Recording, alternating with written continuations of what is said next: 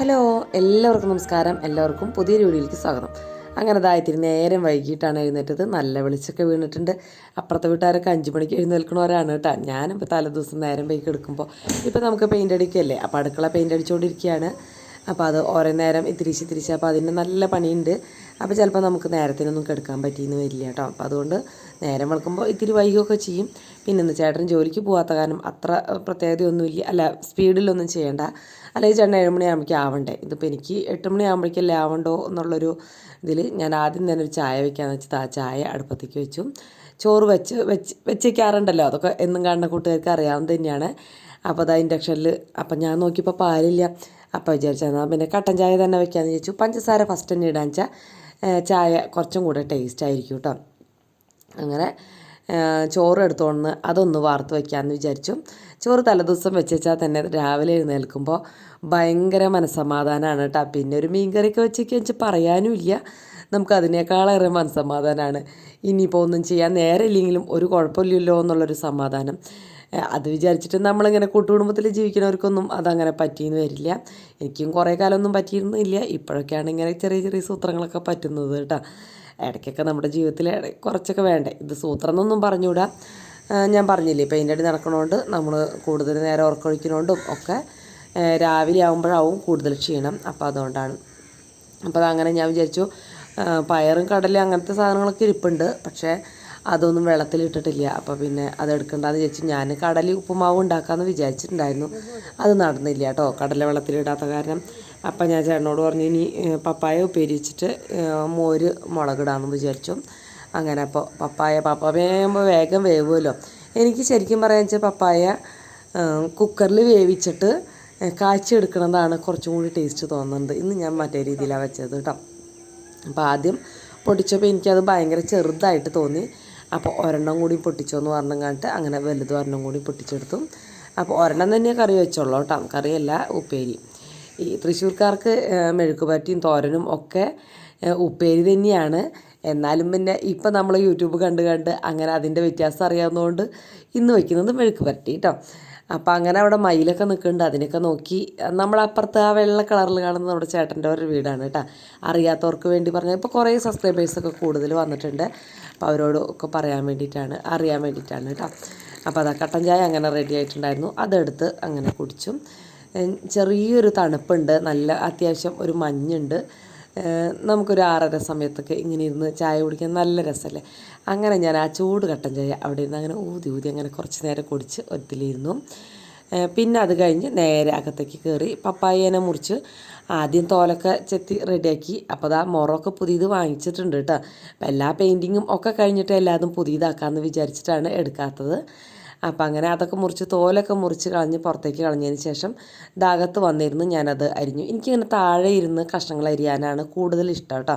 നിന്നിട്ടൊക്കെ ചെയ്യണേക്കാളും ഇങ്ങനെ ഇരിക്കുക. ചിലവർക്ക് ഇങ്ങനെ ഇരിക്കാൻ പറ്റില്ല, ചിലവർക്ക് തടി കൊണ്ട് പറ്റില്ല, ചിലവർക്ക് ഒരു പ്രായം കഴിഞ്ഞാൽ അങ്ങനെ പറ്റാത്തവരുണ്ട്. അത് എന്തുകൊണ്ടാണെന്ന് വെച്ചാൽ പ്രാക്ടീസ് ഇല്ലാണ്ടാണ് കേട്ടോ. നമ്മൾ സ്ഥിരമായിട്ട് ഇങ്ങനെ ഇരിക്കാണ്ടിരുന്നാൽ നമുക്കിങ്ങനെ താഴെ ഇരിക്കാൻ പറ്റാണ്ടാവും. കുറേ ആൾക്കാരെ ഞാനങ്ങനെ കണ്ടിട്ടുണ്ട്. അപ്പോൾ അങ്ങനെ ചേട്ടൻ പപ്പായ അരിഞ്ഞ് തരാറൊക്കെ ഉണ്ട്. ഇതിപ്പോൾ ചേട്ടന് ജോലിയില്ലാത്ത കാരണം ഒരു പണിയും തിരക്കിൽ ചെയ്യണ്ടെന്നുള്ള പോലെയാണ് ചേട്ടൻ്റെ ഒരു വർത്താനം. പക്ഷേ എനിക്ക് പോകണ്ടേ. അപ്പോൾ അത് അങ്ങനെ വെളിച്ചെണ്ണ ഒഴിച്ച് ചുമന്നുള്ളിയും വെളുത്തുള്ളിയും മൂപ്പിച്ച് അതിലേക്ക് കുത്തി പിടിച്ച മുളക് പൊടിയും കൂടി ഇട്ട് കൊടുത്തു. കുറച്ച് കറിവേപ്പിലയും മഞ്ഞൾപ്പൊടിയും കൂടി ഇട്ട് നന്നായിട്ടൊന്ന് മൂപ്പിച്ച് നമ്മുടെ പപ്പായ അതിലേക്ക് ഇട്ടു കേട്ടോ. ഇപ്പോൾ കഴുകി വാരിയൻ്റെ വെള്ളമുണ്ട്, അത് കാരണം കൊണ്ട് പിന്നെ വേറെ വെള്ളമൊന്നും ഞാൻ അതിൽ ഒഴിച്ചില്ല. കടയിൽ ചെന്ന് നമ്മൾ കഴിച്ചപ്പോഴേക്കും ചെറിയൊരു കയ്പ്പ് ഉണ്ടായിരുന്നു. അതിൻ്റെ കാരണം ആ ചുണക്കുത്താണ് കേട്ടോ. ഞാൻ നല്ലോണം കഴുകിയിട്ടൊക്കെ ഉണ്ടായിരുന്നു, പക്ഷേ രാവിലെ അല്ല പൊട്ടിച്ചത്. അപ്പോൾ അതിൻ്റെ ആ ചുണ നല്ലോണം ഉണ്ടായിരുന്നു. ഇന്നാളൊരു ചേച്ചി ബസ്സിൽ പറയുന്നുണ്ടായിരുന്നു കേട്ടോ, യൂറിക് ആസിഡ് കുറവുള്ളവർക്ക് പപ്പായ കഴിച്ചാൽ നല്ലതാണ്. അപ്പോൾ അതാ നല്ല തൈരാണ് കേട്ടോ ഇവിടെ കിട്ടുക. അതിൽ ഇത്തിരി വെള്ളമൊക്കെ ഒഴിച്ച് ഞാൻ ചത്രയും കട്ടിയിട്ടുണ്ടായിരുന്നു. അതിലേക്ക് ചുമന്നുള്ളിയും പച്ചമുളകും കറിവേപ്പിലയും ഒക്കെ ചതച്ചങ്ങോട്ട് ഇടുക. ഇഞ്ചിയും കൂടി ഇട്ടാൽ ഇഞ്ചി ഇടുക, ആദ്യം ഞാൻ മറന്നു. പിന്നെ കുറച്ച് ഉപ്പും കൂടി ഇട്ട് മിക്സ് ചെയ്തിട്ടുണ്ടെങ്കിൽ ഉച്ചയാകുമ്പോഴേക്കും ഇത് കഴിക്കാൻ ഭയങ്കര ടേസ്റ്റാണ് കേട്ടോ. നല്ല തൈരായിരിക്കണം, നല്ല നാടൻ തൈരായിരിക്കണം കേട്ടോ. മിൽമയുടെ ഒന്നും അങ്ങനെ ഇങ്ങനെ ചെയ്താൽ രസം ഉണ്ടാവില്ല. അതൊക്കെ ആകുമ്പോൾ നമ്മൾ ഉള്ളിയും തക്കാളി അങ്ങനെയൊക്കെ ഇടുന്നതായിരിക്കും കൂടുതൽ ടേസ്റ്റ് ഉണ്ടാവുക.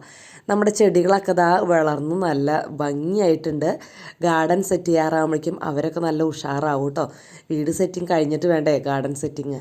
അപ്പോൾ ആയിരിക്കും ചേട്ടൻ പിന്നെ നനച്ചോളും നന്നായിട്ട്, എല്ലാതും നനച്ചോളൂ കേട്ടോ. എനിക്കിതൊക്കെ വെച്ചുണ്ടാക്കണ ഒരു പണി മാത്രമല്ലോ, നനയ്ക്കണ പണി ചേട്ടനെ പരിപാലിക്കുന്നു എന്ന് പറഞ്ഞാൽ ശരിയാവില്ല, നനയ്ക്കലേ മാത്രമേ ഉള്ളൂ.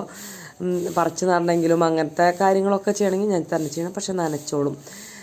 അപ്പം അത് കാരണം കൊണ്ട് എനിക്കങ്ങനെ ചെടികൾ വാടിപ്പോയില്ല. പിന്നെ നമുക്കിവിടെ വെള്ളം ധാരാളമായിട്ടുണ്ട് കേട്ടോ, നല്ലോണം വെള്ളമുണ്ട്. അത് കാരണം കൊണ്ട് ചെടിയൊന്നും കരിഞ്ഞു പോകുന്ന ചെയ്യില്ല. ചേട്ടൻ ലാസ്റ്റ് അത് വെറുതെ അതങ്ങോട്ട് പറമ്പിലേക്ക് ഇട്ടിട്ട് എന്താ പറയുക, കുറേ നേരം അങ്ങോട്ട് വെള്ളം തുറന്നു വിടും. വെച്ചാൽ നമ്മുടെ വാഴയും 2 തെങ്ങ് വെച്ചിട്ടുണ്ട്, പ്ലാവുമ്മ ചക്ക ഉണ്ടായിട്ടുണ്ട് കേട്ടോ. അത് ചിലപ്പോൾ ശരിയാവും തോന്നുന്നുണ്ട്.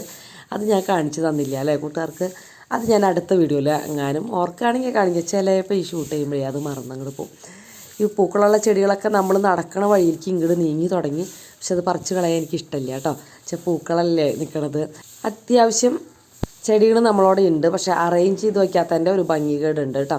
അപ്പോൾ നമ്മുടെ ഫ്ലിപ്കാർട്ടുകാരൊക്കെ കൊണ്ടുവരുമ്പോൾ ഫോൺ വിളിക്കുമ്പോൾ ആ നിറച്ച് ചെടികളുള്ള 2 നില വീടല്ലേ ചേച്ചി എന്നാണ് കേട്ടോ ചോദിക്കുക.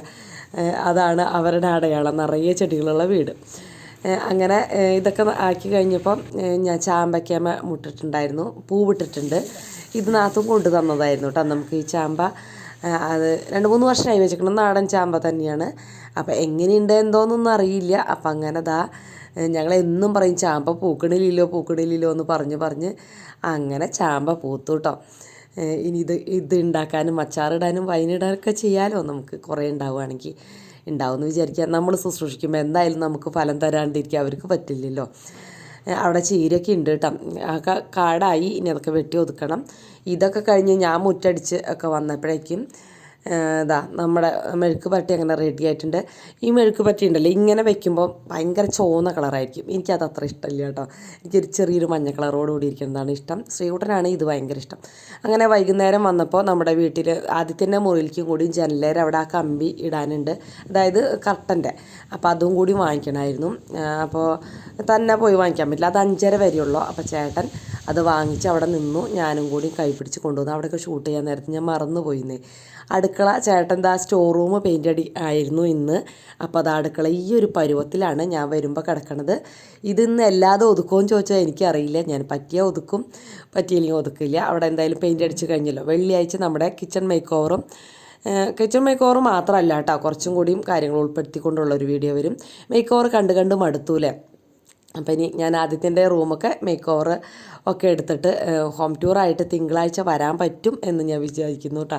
എനിക്കും പെയിൻ്റ് അടിച്ചടിച്ച് അങ്ങോട്ട് മതിയായി. എന്താ പറയുക, വീടൊന്നും നമുക്ക് ഫുള്ളായിട്ട് ഒന്ന് ഫ്രീ ആയിട്ടിരിക്കാനുള്ള ടൈം ഇപ്പോൾ കിട്ടണില്ല. ഇത്തിരി ടൈം ഉണ്ടെങ്കിൽ നമ്മളത് വേഗം എന്തെങ്കിലും ചെയ്ത് വീട് ഒതുക്കി റെഡിയാക്കണമല്ലോ നമുക്ക്, അങ്ങനെ വിചാരിക്കും. അപ്പോൾ ഞാൻ വേഗം മുറ്റത്ത് പോയി മീൻ നന്നാക്കാണ്. ഒരു പൂച്ച ഇപ്പോൾ വരുന്നുണ്ട് കേട്ടോ, നമ്മുടെ കണ്ടപ്പൻ്റെയൊക്കെ പോലെയാണ്, പക്ഷേ ഇത് പെണ്ണുപൂച്ചയാണ്. ഞാനപ്പോൾ മീൻ നന്നാക്കിയിട്ട് അതൊക്കെ അവിടെ വയ്ക്കും. അപ്പോൾ കുറച്ച് കഴിയുമ്പോൾ അത് വന്ന് കഴിച്ചോളും. ഇന്ന് കുറേ നേരം എന്നെ നോക്കി നിന്നപ്പോൾ ഞാൻ കുറച്ച് ചോറൊക്കെ ഇട്ട് കൊടുത്തു. അപ്പോൾ അതൊക്കെ നല്ല ഇഷ്ടത്തിൽ കഴിക്കുന്നുണ്ടായിരുന്നു.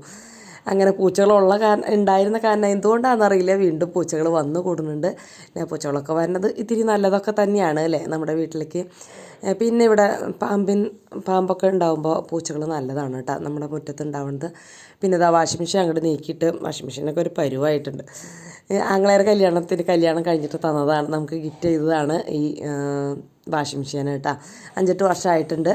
പിന്നെ ഞാൻ നാളികേരം ചെരുകാറ് പതിവൊന്നുമില്ല, പക്ഷേ ചേട്ടൻ പെയിൻ്റ് അടിക്കുന്നതിൻ്റെ ഇടയിൽ ഇത്രയും നേരം പണിയെടുത്തല്ലേ, അത്യാവശ്യം വയ്യാണ്ടായി ഉണ്ടാവും. അത് കാരണം ഞാൻ നാളികേരം ചെരുക്കാൻ പറഞ്ഞില്ല.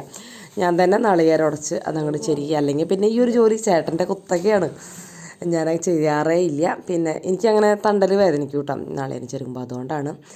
അപ്പോൾ നല്ല അടിപൊളി വെള്ളമായിരുന്നു. കുറച്ച് വെള്ളം ഉണ്ടാകുമ്പോഴേ നല്ല ടേസ്റ്റ് ആയിരിക്കും നാളികേര വെള്ളത്തിന്. അങ്ങനെ അതൊക്കെ കുടിച്ച് നാളികേരമൊക്കെ ചെരുകി ഞാൻ തേങ്ങാപ്പാൽ പിഴിയാൻ വെച്ച്, പിന്നെ അത് പണിയല്ലേ. അപ്പോൾ ഞാൻ വേഗം അരച്ച് വെച്ചു കേട്ടോ. ഇത്രയും സാധനങ്ങളുടെ ഇടയിൽ നിന്ന് നമുക്ക് ഈ പണിയെടുക്കണ്ടേ. അങ്ങനെ അരച്ച് അത് വെച്ചു. പിന്നെ ചോറും തിളപ്പിക്കാനായിട്ട് അപ്പുറത്ത് വെച്ചു. പിന്നെ ഞങ്ങൾ ഇതിലേക്ക് സ്റ്റോർ റൂമിലത്തെ റാക്ക് അങ്ങോട്ട് പിടിച്ചിട്ട് റാക്കൊന്നും പെയിൻ്റ് അടിക്കാനായിട്ട് നിന്നില്ല കേട്ടോ. പെയിൻ്റൊക്കെ ഇരിപ്പുണ്ട്, പക്ഷേ ടൈം തീരെ പറ്റാണ്ടായി തുടങ്ങി. അവസാനമായപ്പോഴേക്കും ഇനി പുറം ഭാഗമാണ് പെയിൻ്റ് അടിക്കാനുള്ളത്. അത് ഓണൊക്കെ ആകുമ്പോൾ ആരെങ്കിലും വെച്ചിട്ട് ചെയ്യേണ്ടി വരും. ചേട്ടനെ കൊണ്ടാവില്ല, 2 നിലയല്ലേ, അപ്പോൾ നമുക്ക് മുകളിലേക്കൊന്നും എന്തായാലും സാധിക്കില്ല. അപ്പം മീൻ ഒരുവിധം തിളച്ച് റെഡി ആയിട്ടുണ്ട്. അപ്പം ഞാൻ വേഗം അപ്പുറത്ത് ഉള്ളി കാച്ചാനായിട്ട് ഉള്ളി അരിഞ്ഞ് ഉള്ളിയും കറിവേപ്പിലയും കൂടി കാച്ചാനായിട്ട് വെച്ചു കേട്ടോ. പിന്നെ ഞാൻ ഇതിൽ കാച്ചി ഒഴിക്കുമ്പോൾ ഇത്തിരി മുളക് പൊടി ചേർക്കാറുണ്ട്. പക്ഷേ ഇന്നത്തെ മീൻ കറിക്ക് നല്ല കളറും ഉണ്ട്, അത്യാവശ്യം എരിവുണ്ട്. നമ്മൾ ആ വെള്ള ചുഞ്ഞി മുളക് ഉണ്ടല്ലോ, അത് നന്നായിട്ട് മുറിച്ചിട്ടുണ്ടായിരുന്നു. അപ്പോൾ അത് കാരണം നല്ല എരിവൊക്കെ ഉണ്ട്. അപ്പോൾ ഇനി വേറെ മുളക് പൊടി ഇട്ടാൽ റെഡി ആവില്ല. അപ്പോൾ അത് കാരണം ഇട്ടില്ല. അത് കഴിഞ്ഞ് അങ്ങനെ മീൻ കറിയും രാവിലത്തെ പപ്പായ മെഴുക്ക് പറ്റി ഉണ്ടായിരുന്നു, അതൊക്കെ കൂട്ടി ഞങ്ങൾ ചോറാണ് വൈകുന്നേരം ഉണ്ടത് കേട്ടോ. കൂടുതലും ചോറ് തന്നെയാണ് ഉണ്ണാറ്. എന്ന് വെച്ചാൽ വൈകുന്നേരം വന്നിട്ട് ചോറ് ഇല്ലെങ്കിൽ മാത്രം ഞാൻ ചപ്പാത്തിക്ക് ഉണ്ടാക്കാറുള്ള. ഗോതമ്പ് പൊടി കുറേ ഇരിപ്പുണ്ട് കേട്ടോ. അപ്പോൾ ഇനി പെയിൻ്റ് അടി കഴിഞ്ഞിട്ട് വേണം നമുക്കത് ഒരു റൊട്ടീനിലേക്ക് വരാനായിട്ട്. ഇപ്പോൾ ശരിക്കും പറഞ്ഞ ഒരു റൊട്ടീനൊന്നും ഇല്ല. എന്ന് വെച്ചാൽ എത്ര സമയം നമുക്ക് ബാക്കിയുണ്ടോ അത് നമുക്ക് പെയിൻ്റ് അടിക്കാനായിട്ട് ഉപയോഗിക്കുക എന്നുള്ളതാണ് നമ്മുടെ ഒരു ഇത്. ആദിത്യൻ അവിടെ വന്നിട്ടുണ്ട് കേട്ടോ. ആദിത്യൻ ഫുഡൊക്കെ എടുത്ത് മുകളിലേക്ക് പോകും. അപ്പോൾ ഇനി വെള്ളിയാഴ്ച കിച്ചൻ്റെ വീഡിയോ ആയിട്ട് വരാം. Okay, bye, see U.